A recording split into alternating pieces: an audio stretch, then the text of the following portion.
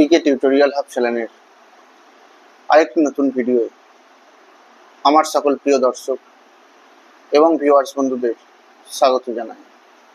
প্রিয় দর্শক, তোমাদের উদ্দেশ্যে আমি প্রথমে জানিয়ে রাখি, তোমরা আমার আজকের এই ভিডিওটি শুরু থেকে শেষ পর্যন্ত সম্পূর্ণ অংশটুকু দেখবে এবং ভিডিওটি তোমাদের কেমন লাগলো তা কমেন্টের মাধ্যমে জানাবে। তোমাদের এই কমেন্টগুলোই পরবর্তীতে আমাকে আরও এই ধরনের বিষয়ভিত্তিক ভিডিওগুলি তৈরি করতে উৎসাহিত করবে। তোমরা আমার আজকের এই ভিডিওটি তোমাদের আত্মীয়স্বজন এবং বন্ধু বান্ধবদের মধ্যে শেয়ার করে দেবে, যাতে তোমাদের মতো তারাও এই বিষয়ভিত্তিক ভিডিওগুলির মধ্যে দিয়ে উপকৃত হতে পারে।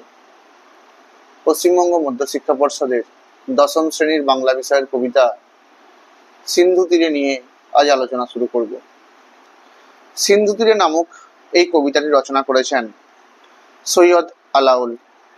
এই সিন্ধু তীরে কবিতাটি কোথা থেকে নেওয়া হয়েছে এ কথা বলতে গেলে বলা যায়, সপ্তদশ শতাব্দীতে অর্থাৎ মধ্যযুগের বাংলা সাহিত্যের সময়কালে আরাকান রাজসভার যে সমস্ত ইসলাম ধর্মাবলম্বী কবিরা ছিলেন, তাদের মধ্যে অন্যতম এক উল্লেখযোগ্য নাম এই সৈয়দ আলাওল।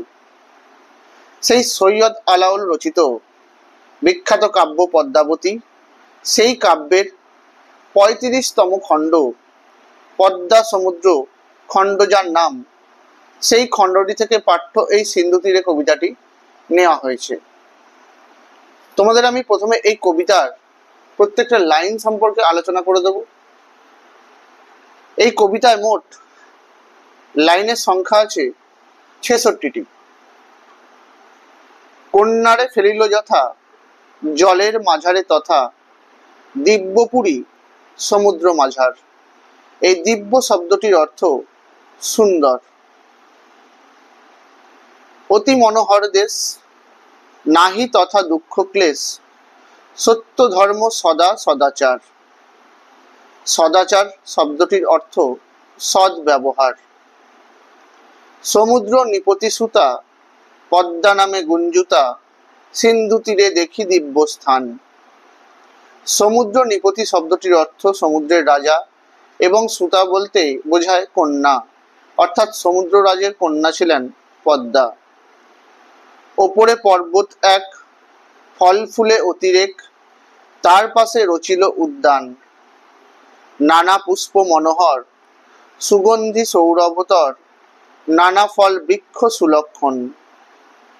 তাহাতে বিচিত্র টঙ্গী, এই টঙ্গী শব্দের অর্থ প্রাসাদ। হেমরত্নের নানা রঙ্গী, রঙ্গী বলতে বুঝিয়েছে রঙিন, তথা কন্যা থাকে সর্বক্ষণ। পিতৃপুরে ছিল নিশি, নানা সুখে খেলি হাসি, যদি হইল সময় প্রত্যুষ। প্রত্যুষ শব্দটির অর্থ হলো ভোর। সখীগণ করি সঙ্গে, আসিতে উদ্যানে রঙ্গে, সিন্ধু তীরে রহিছে মাঞ্জস। এই মাঞ্জস শব্দটির অর্থ ভেলা বা নৌকা। মনেতে কৌতুকবাসী, তুরিত গমনে আসি, দেখে চারি সখী চারিভিত। তুরিত শব্দের অর্থ শীঘ্র। মধ্যেতে যে কন্যাকানী, রূপে অতি রম্ভাজিনী, নিপতিতা চেতন রোহিত। রোহিত শব্দের অর্থ সংজ্ঞাহীন। দেখিয়া রূপের কলা, বিস্মিত হইল বালা, অনুমান করে নিজ চিতে। চিতে বলতে চিত্ত বা মনের কথা বলা হয়েছে। ইন্দ্রসাপে বিদ্যাধরী, কিবা স্বর্গ ভ্রষ্ট করি, অচৈতন্য পড়িছে ভূমিতে। বেকত দেখিয়া আখি, তেনস বসন সাক্ষী, ব্যথানিত হইছে কেশবেশ। ব্যথানিত শব্দের অর্থ অবিন্যস্ত, এবং বেকত বলতে বোঝানো হয়েছে ব্যক্ত করা। বুঝি সমুদ্রের নাও, ভাঙিল প্রবল বাউ। বাউ শব্দের অর্থ বায়ু, এবং নাও এই শব্দটির অর্থ নৌকা। মোহিত পাইয়া সিন্ধু ক্লেশ, সিন্ধু ক্লেশ শব্দটির অর্থ সমুদ্র পীড়া। চিত্রের পতলি সমা, নিপতিত মনোরমা, কিঞ্চিত আশ্রয় মাত্র শ্বাস। পতলি শব্দের অর্থ পুতুল, এবং সমান বলতে বুঝিয়েছে সমা শব্দের অর্থ মত বা ন্যায়। অতি স্নেহ ভাবি মনে, বলে পদ্মা ততক্ষণে, বিধি মোরে না করো নৈরাস।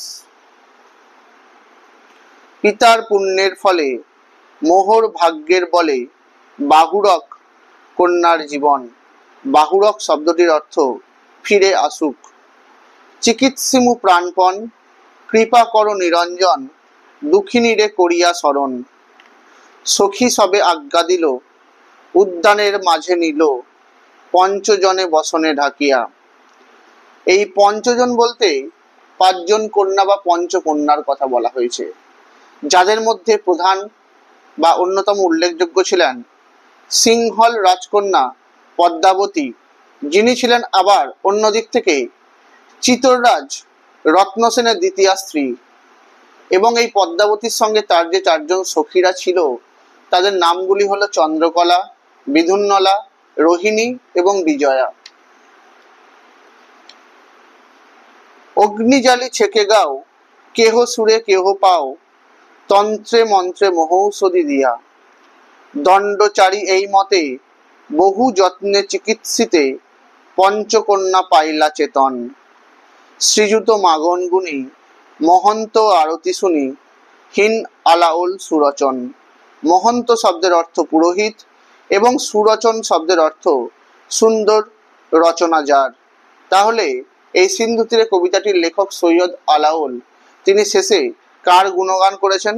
শ্রীযুত মাগন ঠাকুরের। মাগন ঠাকুরের কথা বলতে গেলে বলা যায়, আরাকান রাজ থদমিন্তার মৃত্যুর পর তার পুত্র এবং কন্যারা দেশ শাসন করেছিলেন।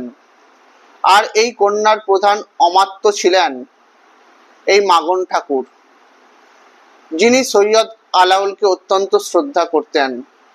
এই মাগন ঠাকুরের ইচ্ছাতেই সৈয়দ আলাওল মোহাম্মদ জায়সির হিন্দি ভাষায় রচনা করা পদুমাবত অবলম্বনে বাংলার এই পদ্মাবতী কাব্যটি রচনা করেছিলেন।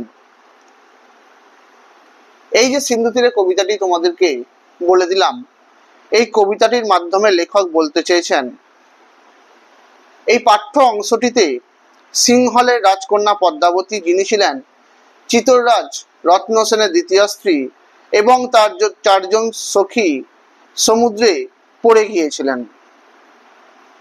তারা সমুদ্রের জলে ভেসে একটি নগরীতে এসে পৌঁছেছিলেন, যেই নগরীটি ছিল অতীব সুন্দর এবং সেখানে দুঃখ দুর্দশা কিছুই ছিল না। সেই স্থানটি ছিল যেন ন্যায়, ধর্ম এবং সত্যের চিরকালের আবাসভূমি।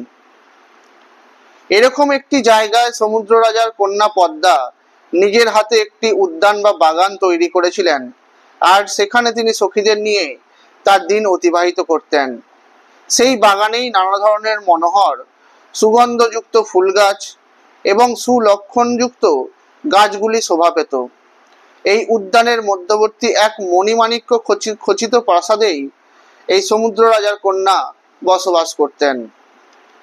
এই পিতৃপুরীতে রাত্রি যাপন করে সকালে সখীদের সঙ্গে উদ্যানে ভ্রমণে যাওয়ার পথে সমুদ্রকন্যা পদ্মা সিংহলের রাজকন্যা পদ্মাবতী এবং তার 4 জন সখীকে অচৈতন্য অবস্থায় পড়ে থাকতে দেখে বিস্ময় বোধ করেছিলেন। তিনি অচৈতন্য পদ্মাবতীর রূপের সৌন্দর্য দেখে নানান কারণ অনুমান করতে শুরু করেছিলেন। তার মধ্যে তার প্রথমেই মনে হয়েছিল কোনো বিদ্যাধরী বা গান্ধর্বী হয়তো ইন্দ্রের শাপগ্রস্ত হয়ে এই ভূমিতে পড়েছে, আর না হলে সমুদ্রের বাতাসের জন্য হয়তো নৌকোডুবি হয়ে এই ধরনের পরিস্থিতির সৃষ্টি হয়েছে। আর শেষ পর্যন্ত সে এই সমস্ত অনুমানকে সম্বল করেই সেই 5 জন কন্যার সেবা শুশ্রূষা তথা আরোগ্যের জন্য উদ্বিগ্ন হয়ে পড়েছিল সমুদ্র রাজার কন্যা পদ্মা। তার পিতার পুণ্যবল, পদ্মার নিজের ভাগ্যবল এবং তার সমস্ত অর্জিত বিদ্যাগুলো সে সেই পঞ্চকন্যার উপর প্রয়োগ করেছিল। সখীদের সঙ্গে মিলিতভাবে পঞ্চকন্যার সেই দেহকে গরমে সেক দেওয়া থেকে শুরু করে নানা ধরনের মহৌষধি থেকে শুরু করে তন্ত্রমন্ত্র কিছুই তারা বাকি রাখে না। সমুদ্রকন্যার এইভাবে সেবা যত্নে এবং শুশ্রূষায় অবশেষে মৃতপ্রায় পদ্মাবতী এবং তার সখীরা চেতনা কিন্তু ফিরে পেয়েছিল। আর তাই কবি সৈয়দ আলাওল তার এই কবিতার মধ্য দিয়েই তার পৃষ্ঠপোষক মাগন ঠাকুরের প্রতি শেষ পর্যন্ত কৃতজ্ঞতা প্রকাশ করেছেন। এই হলো এই সিন্ধু তীরে কবিতাটির মূল বিষয়বস্তু। তোমরা আমার আজকের এই ভিডিওটি লাইক করে দেবে, কমেন্ট করবে, শেয়ার করে দেবে। তোমরা আমার চ্যানেল নতুন দেখে থাকলে চ্যানেলটি সাবস্ক্রাইব করে দেবে, পাশে থাকা বেল আইকনটি প্রেস করে দেবে যাতে তোমরা আমার ভিডিও নোটিফিকেশনগুলো পেতে পারো। তোমরা আমার ফেসবুক পেজে ফলো করে দেবে আর ইনস্টাগ্রামেও ফলো করে দেবে। ধন্যবাদ।